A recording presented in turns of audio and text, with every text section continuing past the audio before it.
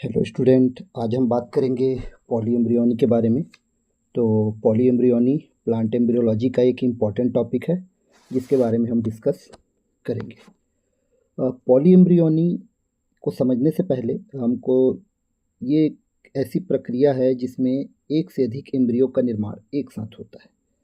जैसे हम सभी जानते हैं कि पौधों में फर्टिलाइजेशन की प्रक्रिया होती है और इस प्रक्रिया के फलस्वरूप जाइगोट का निर्माण होता है और इस जाइगोट से एक एम्ब्रियो का डेवलपमेंट होता है।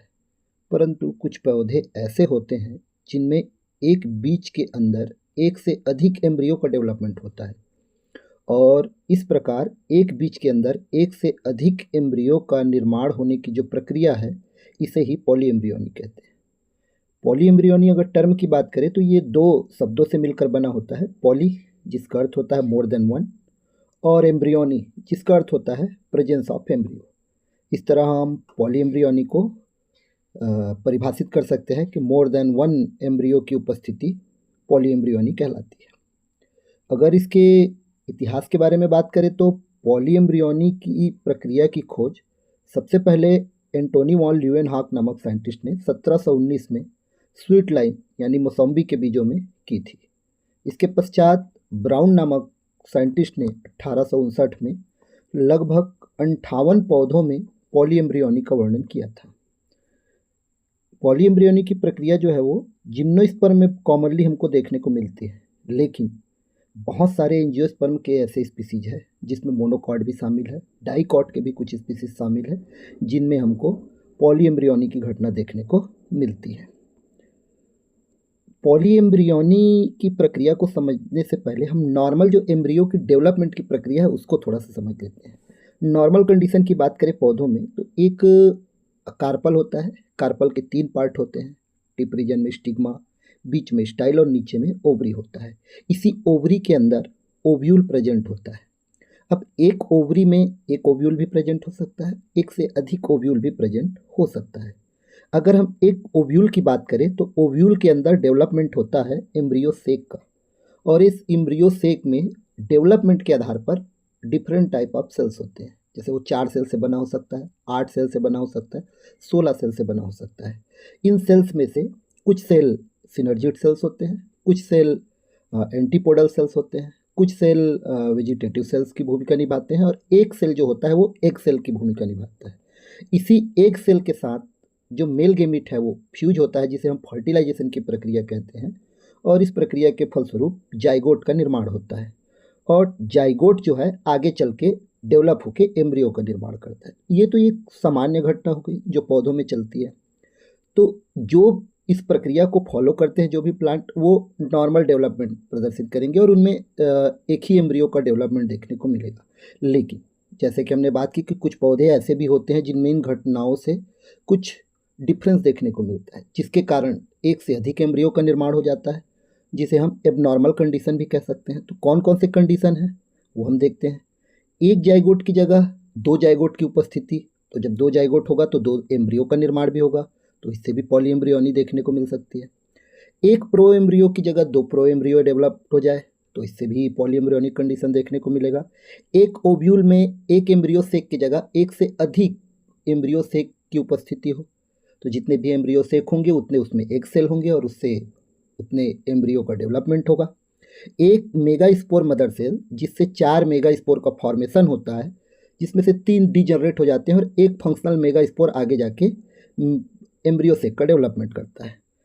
तो अगर इस केस में एक मेगा स्पोर मदर सेल्स के 3 सेल जनरेट ना होके 2 या 2 से अधिक सेल फंक्शनल हो जाए तो 2 से अधिक ज़्यादा फंक्शनल मेगा स्पोर बनेंगे, तो इससे भी एक से ज़्यादा एम्ब्रियो बनने की संभावना हमको देखने को मिलती है। और कभी कभी एम्ब्रियो सिर्फ एक सेल के साथ फ्यूज होने से ना बन के न्यूसेलस या इंटेगुमेंट के सेल से भी फर्टिलाइजेशन हो जाता है मेल गेमिट का और उसके परिणाम स्वरूप भी एम्ब्रियो का फॉर्मेशन होता है। तो ये सारी घटनाओं के कारण हमको पॉली एम्ब्रियोनिक कंडीशन देखने को मिल सकती है। अगर हम ओरिजिन की बात करें पॉली एम्ब्रियोनी की तो पॉली एम्ब्रियोनी की ओरिजिन को हम अलग अलग पॉइंट्स में समझ सकते हैं। तो सबसे पहला जो कॉमन पॉली एम्ब्रियोनी देखने को मिलता है वो होता है क्लीवेज पॉली एम्ब्रियोनी। इस तरह के पॉली एम्ब्रियोनी में इसे हम विदलन बहुभ्रूणिता भी कहते हैं। क्लीवेज पॉलीएम्ब्रियोनी में ये एक सामान्य विधि है। सबसे ज़्यादा कॉमन प्लांट में जो पॉलीएम्ब्रियोनी जिसके कारण बनता है या जो कंडीशन देखने को मिलता है वो होता है क्लीवेज पॉलीएम्ब्रियोनी। इसकी खोज सबसे पहले जेफरी नामक साइंटिस्ट ने 1895 में इरिथ्रोनियम अमेरिकेनम नामक पौधे में की थी। जेफरी ने इनमें देखा कि इसके जो जाइगोट होता है इरिथ्रोनियम का, इसमें फर्स्ट डिवीजन तो सामान्य ढंग से होता है और इसके बाद इस एम्ब्रियोनिक मास का डेवलपमेंट होता है। लेकिन इस जो एम्ब्रियोनिक मास का जो अंतिम भाग होता है वहाँ की कोशिकाएं विभाजित होकर अलग अलग एम्ब्रियो बना लेते हैं, जिससे एक से अधिक एम्ब्रियो देखने को मिलता है और इस तरह के एम्ब्रियो को क्लीवेज पॉलीएम्ब्रियोनी कहा जाता है। दूसरा जो अगर हम कहें कि पॉलीएम्ब्रियोनी का ओरिजिन देखने को मिलता है तो यहाँ एक्स्ट्रा एम्ब्रियो का फॉर्मेशन एक सेल के अलावा अन्य किसी सेल से हो रहा हो। ठीक है, तो embryo form from the cell of embryo sac other than egg. तो एक को छोड़कर एम्ब्रियो सेक के अन्य कोशिकाओं से एम्ब्रियो का डेवलपमेंट होना भी पॉलीएम्ब्रियोनी का एक कारण होता है। और इसमें जो एम्ब्रियो सेक के अदर अन्य सेल्स होते हैं जैसे सिनर्जिड सेल्स हैं, एंटीपोडल सेल्स है, ये सेल की महत्वपूर्ण भूमिका होती है। जैसे आर्जीमोन मैक्सिकाना है, फेसियोलस वल्गेरिस है, इनमें अनफर्टिलाइज्ड सिनर्जिड सेल से एम्ब्रियो का डेवलपमेंट हो जाता है। और इसी तरीके से सेजिटेरिया, ग्रेमिनिया, पोआ अल्पिना, इन पौधों में फर्टिलाइज्ड सिनर्जिड सेल से एम्ब्रियो का डेवलपमेंट होता है। उसी तरीके से एलियम, ओडोजम, सेडम, फेबेरिया, इन पौधों में एंटीपोडल सेल्स के द्वारा एम्ब्रियो का डेवलपमेंट हो जाता है। तो ये सारे सेल्स ऐसे हैं जो एक के अलावा एम्ब्रियो बनाने की क्षमता जिनके पास होती है। और लिलियम के कुछ स्पीसीज ऐसे होते हैं जिनमें तीनों तरह के मतलब अनफर्टिलाइज सिनर्जिड सेल से भी, फर्टिलाइज सिनर्जिड सेल से भी और एंटीपोडल सेल से भी पॉलीएम्ब्रियोनिक कंडीशन देखने को मिलता है। नेक्स्ट अगर बात करें हम तो तीसरा जो होता है ओरिजिन का कारण वो है एक्स्ट्रा एम्ब्रियो सेक की उपस्थिति। एक ओव्यूल में एक ही एम्ब्रियो सेक पाए जाते हैं, लेकिन अगर एक ओव्यूल में एक से अधिक एम्ब्रियो सेक प्रेजेंट हो तो इसके कारण भी हमको पॉलीएम्ब्रियोनिक कंडीशन देखने को मिलता है। और इसका कारण होता है कि एक ओव्यूल में एक मेगा स्पोर, एक से अधिक मेगा स्पोर मदर सेल की उपस्थिति। तो एक से अधिक मेगा स्पोर मदर सेल है तो इतने ज़्यादा वहाँ पर एम्ब्रियो सेक के डेवलपमेंट की संभावना है। अगर एक से अधिक फंक्शनल मेगा स्पोर की उपस्थिति हो तो ये सभी कारण ऐसे होते हैं जिनके कारण हमको एक्स्ट्रा एम्ब्रियो का फॉर्मेशन देखने को मिलता है, जो पॉलीएम्ब्रियोनिक कंडीशन देखने को मिलता है। More than one megaspore mother cell की घटना हमको देखने को मिलती है हाइड्रिला, वर्टिसिलाटा, सिट्रस और पी प्लांट में। वहीं more than one functional megaspore की घटना हमको देखने को मिलती है रोजा और कल्सीटियम में। चौथा जो ओरिजिन का कारण है पॉलीएम्ब्रियोनी का वो है एक्टिवेशन ऑफ स्पोरोफाइटिक सेल। तो एम्ब्रियो सेक के अलावा उसके आउटसाइड किसी भी सेल से, एम्ब्रियो सेक के जो कोशिकाएं होती है उन सेल्स के अलावा अगर अन्य किसी सेल से पॉलीएम्ब्रियोनी या एम्ब्रियो का विकास हो रहा है, पॉलीएम्ब्रियोनी जैसी घटना देखने को मिल रही है, तो इस तरीके के पॉलीएम्ब्रियोनी को हम स्पोरोफिटिक सेल्स के द्वारा होने वाला पॉलीएम्ब्रियोनी या एडवेंटिव पॉलीएम्ब्रियोनी के नाम से भी जानते हैं। तो इसमें कौन कौन से सेल्स आते हैं, जैसे सिट्रस, मैंजीफेरा, अपुंसिया, इन पौधों में न्यूसेलस के द्वारा एम्ब्रियो का डेवलपमेंट हो जाता है। वहीं लिम्नोथेस में इंटेग्यूमेंट्स के सेल्स के द्वारा भी एम्ब्रियो का डेवलपमेंट देखने को मिलता है, जिसे पॉलीएम्ब्रियोनिक कंडीशन हमको देखने को मिलता है ज़्यादातर।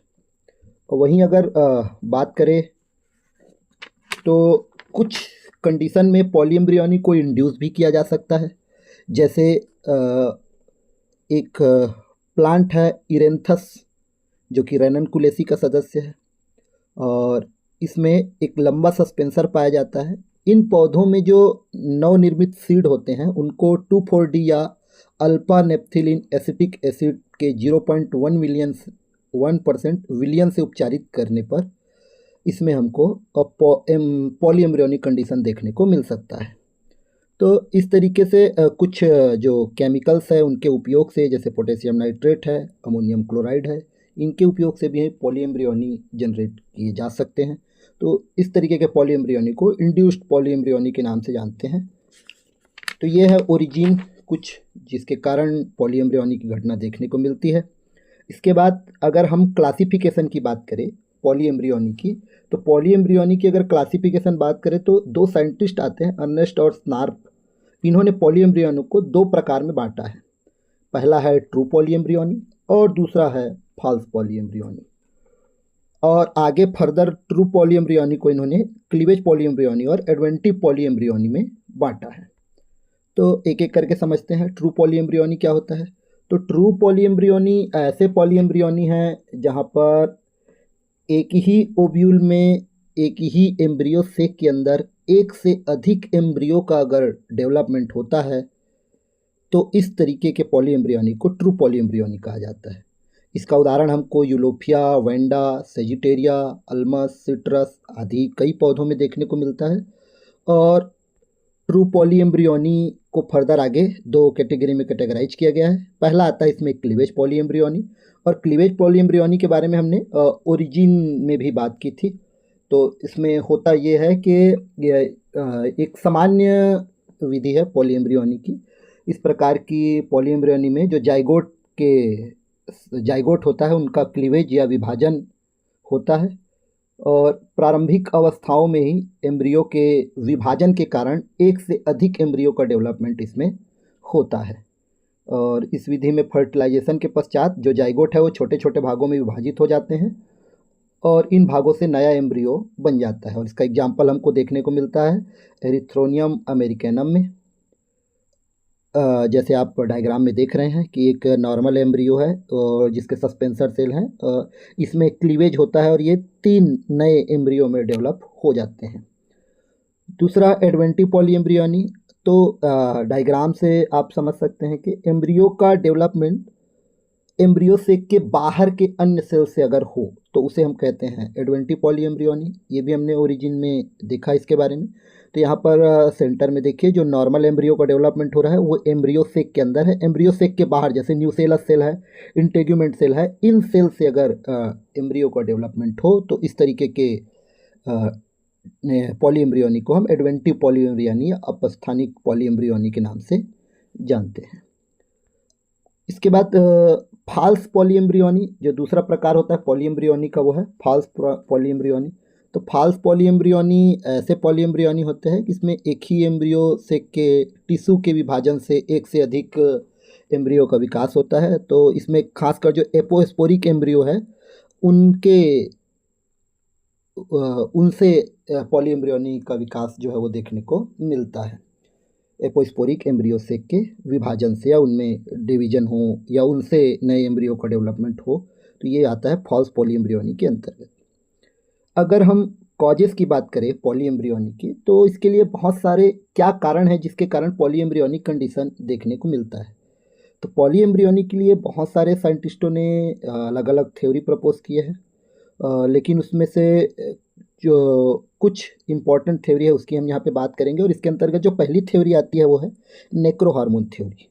तो नेक्रो हार्मोन थ्योरी के अनुसार ये थ्योरी जो है वो इंडिकेट करता है कि जो डीजनरेटिंग सेल्स होते हैं न्यूसेलस के, वो एक स्टिमुलस सोर्स का काम करते हैं और एडजेसेंट सेल के लिए, और उनको प्रेरित करते हैं एडवेंटिव एम्ब्रियोज के फॉर्मेशन के लिए।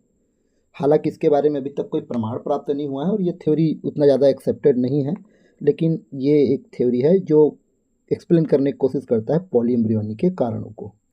दूसरी थ्योरी है रिसेसिव जीन थ्योरी। इसके बारे में कैपर्ट ने बताया था, लिलियम के पौधे में इन्होंने इसकी खोज की थी 1933 में। और इनका मानना है कि जो पॉलीएम्ब्रियोनी का कारण जो होता है वो रिसेसिव जीन है, और इन्होंने इसको एक्सप्लेन करने के लिए मल्टीपल जीन का उदाहरण दिया, जिसके एग्जाम्पल्स इन्होंने ये एक्सप्लेन करने की कोशिश की कि पॉलीएम्ब्रियोनी का कारण जो होता है वो रिसेसिव जीन होता है। तो ये कुछ थ्योरीज हैं जो दिए गए हैं इसके समझाने के लिए। इसके बाद हम आते हैं इम्पोर्टेंस ऑफ पॉलीएम्ब्रियोनी में। तो पॉलीएम्ब्रियोनी की इम्पोर्टेंस की अगर बात करें तो सबसे ज़्यादा इसका महत्व होता है प्लांट ब्रीडिंग और हॉर्टिकल्चर में। उसी तरह दूसरा अगर बात करें तो न्यूसेलर पॉलीएम्ब्रियोनी जो होता है, इसकी जो प्रक्रिया है इसका उपयोग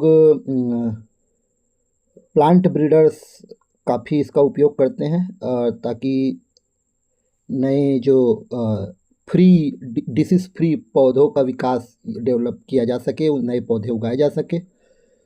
फ्रूट ट्री जो होते हैं उनके प्रोपागेशन, जैसे सिट्रस और मैंगो जैसे प्लांट हैं उनके प्रोपागेशन के लिए भी ये महत्वपूर्ण होते हैं। वहीं अगर हम बात करें आगे तो जो एडवेंटी पॉलीएम्ब्रियोनी है, ये जो इसके पेरेंटल कैरेक्टर्स जो होते हैं उनके एक समान होते हैं। तो एक समान पेरेंटल कैरेक्टर वाले, यूनिफॉर्म कैरेक्टर वाले सीडलिंग प्राप्त करने के लिए भी हमारे लिए उपयोगी है। और इसका होमोजाइगस डिप्लॉइड के प्रोडक्शन के लिए भी ये बहुत उपयोगी होता है। और आर्टिफिशियल प्रोडक्शन के लिए भी इसका उपयोग, हम एम्ब्रियो के आर्टिफिशियल प्रोडक्शन के लिए हम इसका उपयोग करते हैं। तो ये कुछ महत्वपूर्ण बातें थी पॉली एम्ब्रियोनी को लेकर। इससे संबंधित अगर कोई सवाल हो या डाउट हो तो आप कमेंट बॉक्स में पूछ सकते हैं। तो थैंक यू।